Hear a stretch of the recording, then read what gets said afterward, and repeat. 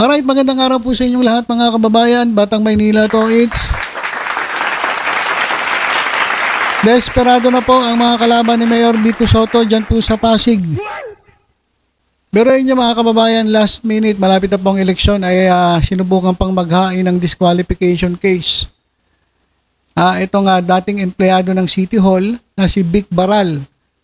Laban nga kay Pasig City Mayor Vico Sotto. So itong mga ganitong mga desperate moves, mga kababayan, alam na natin kung sino may pakana nito. Sino pa ba may pakana nito? Ay yung mga grupo ng bastos dyan.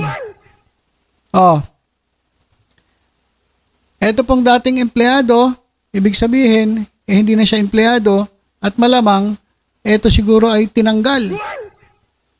Hindi natin alam hindi ko alam history na itong tulonggis na ito.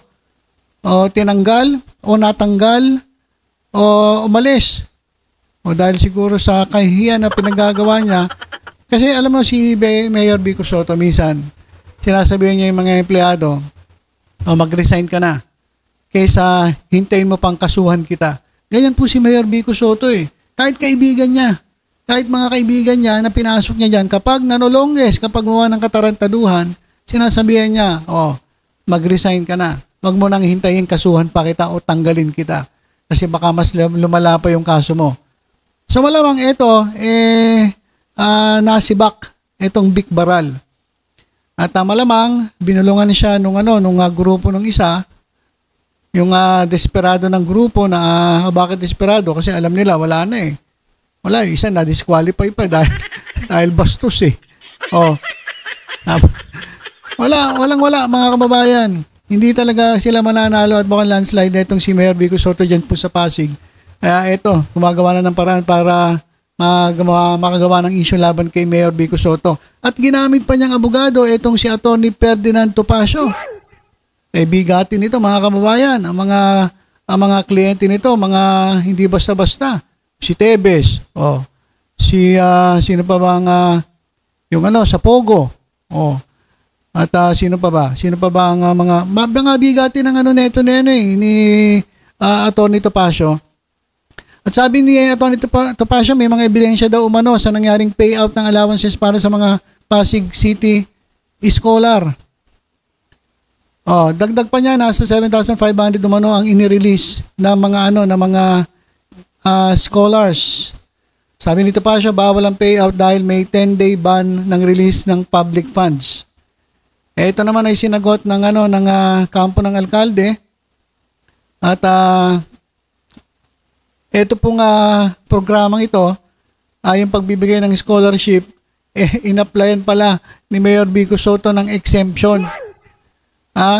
At nagulat nga si Topacio kasi hindi niya alam. So, anong nangyari mga kababayan, napahiya pa.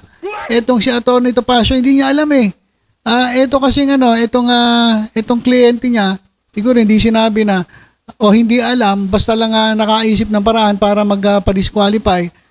Nangyari, nag-apply pala ng exemption. Kasi para sa mga scholars to para sa kabataan, sabi nga ni Mayor Vico Sotto, taasan naman natin ang tingin sa mga kabataan. Alam ng scholars na hindi sa akin galing yan. Sa totoo, isa nga sa unang ginawa natin noong 2019 ay tanggalin ang mga requirement kung saan nagagamit ang scholar sa politika. Kasi dati, talagang pag scholar, may nakakabit yung pangalan ng politiko Ang ginawa niya, tinanggal niya. Kumbaga, etong scholarship na to, binibigay sa inyo ng lungsod ng Pasig, hindi sa akin galing yan. Kaya wala kayong utang na loob sa akin, parang ganoon ang sinasabi ni Mayor Vico Sotto. Hindi na required attendance sa parada. Hindi na nakapangalan sa politiko ang programa. Yun po yung ginawa ni Mayor Vico Sotto. Tapos ito. Ayan mga kababayan. In-applyan nila ng exemption sa COMELEC.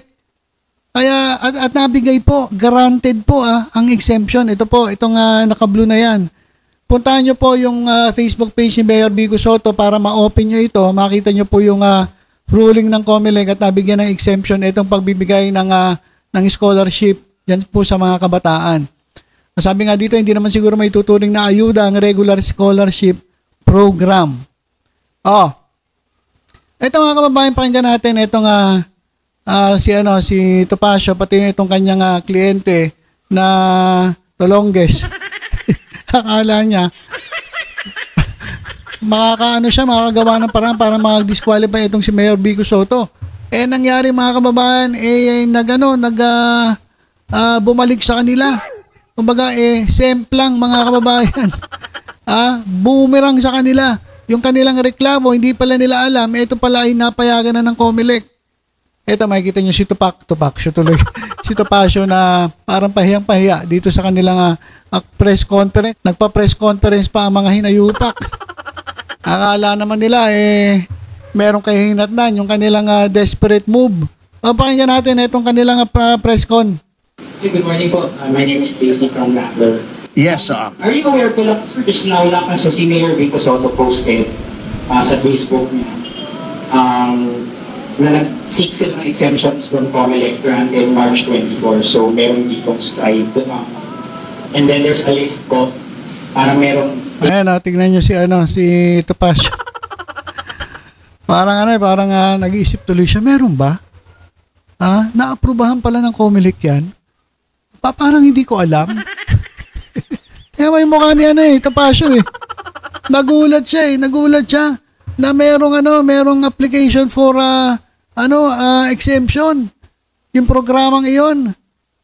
Table of those specific programs na hihiningi ng exemption po ng Pasig LGU apparently before March 24. Ngayon, the request covers the exemption of the... Alam niyo mga kababayan, pasensya na singit ako ng singit kasi eto si Topacio, kapag alam niya yung nasa tama siya, pangiti-ngiti yan May dating to Magaling kasi to si Atty. Topacio. In fairness to Atty. Topacio, magaling yan. Kaya lang, mahalata mo sa kanya, medyo tagilid yung yung tayo niya. Kasi, kung mapapasin ninyo sa ibang mga pag nag-press ko niyan, talagang yabang-yabang yan, pangiti-ngiti pa yan, gaganyan-ganyan pa yan. Pero ngayon, tingnan nyo, parang tameme. Tameme siya Kasi, eto, malalaman nyo dito mga kababayan, na hindi niya alam. Hindi niya alam na nag-file ng exemption itong si Mayor Vico Soto. Kaya nga sabi ko sa inyo, pahiya Pahiya itong yung kliyente, nadamay pa siya Atty. Topacio tuloy. Ito, pakinggan natin. Following sa mga panglistahan po ng mga items. Tapos by virtue of authority granted upon me under COMELEC Resolution 11060 as amended, the recommendation of the law department is hereby approved. So the law department recommended approval of the request, and then merong reply si COMELEC Chairman Garcia approving the recommendation of the law department. Yun po. Yun. So approve ni approve ng COMELEC. Kaya ito, tahimik Tameme si attorney Okay, so that should be a matter of defense. I-raise niya kung gano'n. And tingnan natin if that exemption is also a valid exemption. Kasi hindi porket Okay, eto na naman siya. Nangangatwira na lang siya mga kababayan. Pero alam niya sa sarili niya, talo na sila. Alam niya sa sarili niya, talo na sila. Kasi COMELEC na nag-ruling ang nagbigay ng bawal, hinto mo na lahat yan. COMELEC. Tapos ngayon, itong COMELEC nagbigay ng approval. Matagal na po yun. So, ito, kumaga nagdadahilan na lang si Topacio. At sabi niya, yan ang depensa nila. Pero mukhang hindi na siya tawag dito, kumbinsido na mananalo pa sila. Tingnan niyo yung mukha ni Topacio. in-exempt ka, valid na yung exemption Kasi ang exemption lang talaga nakalagay dito ay burial and medical services. Kasi kung i-exempt mo lahat, ay yun nga, burial and medical, yun po yung mga exemptions. Pero bago pa nga nangyari yung na-file na, na-aprobahan na-exempted na yun. So, ito, mga na lang nito ni Topacio. Pero, tingnan niyo yung mukha niya. Hindi ganyan niya ang mukha niya pag talagang alam niya na nasa tama siya. Alam niya rito, mali na sila. Alam niya na palpak na yung ginawa nila. Nagpa-press con pa kayo. Papahiya lang pala kayo. Para ano pa yung ban? What good is the ban? What good is a ban if everyone will be exempted? Di ba? So, matter of defense, wala naman po. Kaya nga sabi ko, he is entitled to due process. Were you aware po na Alin? nag-submit sila ng request for these exemptions? Hindi kami aware, but we are... Oh, tingnan mo. Yun lang. Patay ka, attorney. Hindi sila aware. Hindi nila alam na nag-file ng exemption. Etong kliyente mo, tatanga-tanga rin.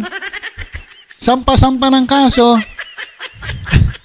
Wala naman palang kahihinatnan kasi hindi sila aware. Hindi nila alam. O, paano ngayon yan? Di, wala na. Olats na. banking on the general provisions of the law na ang exempt lang talaga ay burial and medical expenses. Kaya nga, may proseso tayo. Okay. O, yan. Wala na. So, dito pa lang, ano na, sopla na. Barado na. Etong kliyente ni saka itong si Atty. Topacio. Sorry, Atty. Topacio, ha. Bopol siyang kliyente mo.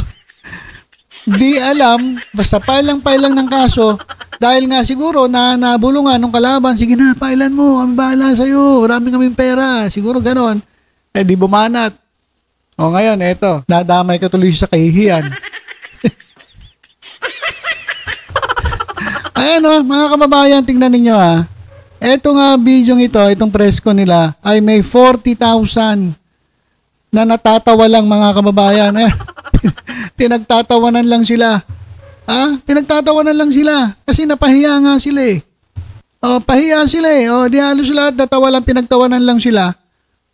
Di paninira pa more kasi. Puro.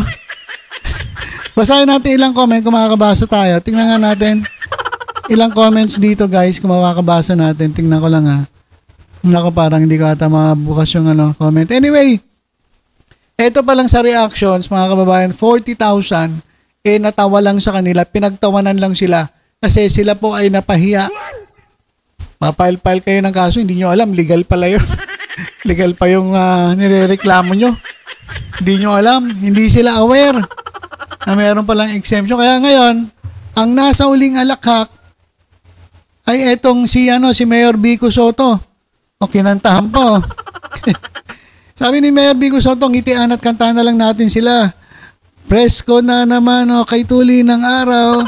Preskong nagdaan, tila ba kung kailan lang. Ngayon sa preskon, anong pag-iinitan? Ang scholarship naman, kahit may exemption yan, preskon na namang muli. Di nila mag-get sa ating mimiti. Preskon na namang muli, pero sa dulo, katotohanan pa rin ang magwawagi. Bow! Mga tanga. Pahiya kayo tuloy. Ayan meron, Ginrant, March 24. Binasa nung nagtanong kanina sa rin yung reporter. Yan, subscribe. Tingnan nyo dyan, hanapin nyo dyan, Comelec election ban. Exempted po, nakapag-file po sila. So, walang kaso. Nag-file sila ng kaso, walang panalo. Etong si Topacio. Nako, sayang lang yung pagod ninyo. Naging kahiya-hiya pa kayo dyan. Napahiya pa kayo. Ayan kasi, pag sinusubukan yung siraan ng isang matinong tao, ganyan talaga. Wala nang desperado na. Tanggapin nyo na lang sa mga sarili ninyo. Yung grupo ng kalaban ni Mayor Vico Soto, natalo na kayo. Huwag na kayong umasa. Talagang ito po ay desperate moves. Wala na silang gumagawa na ng paraan para lang ma-disqualify si Mayor Vico Soto. Wala na, yun na lang dahilan nila para manalo Di ba? Napahiya pa. Okay, so ilang po mga kababayan. Yan po sa lugar ng Pasig. Mayor Vico Soto po for Mayor. At Tuto Jaworski for Vice Mayor. At sa lahat po ng grupo ng kanilang Giting ng Pasig. Yan po yung kanilang grupo dyan. At sa lungsod ng Maynila, syempre, Mayor Hani Lacuna po tayo. Vice Mayor Yul Serbo at buong ticket ng Asenso Manileño. At dyan po sa Caloocan, syempre, Mayor Trillanes po tayo at ang grupo ni Sunny Trillanes. Okay, so ilan po muna mga kababayan, tutok-tutok lang po dito sa Batang Maynila to. Sa iba pang updates, ingat po tayong lahat. God bless po.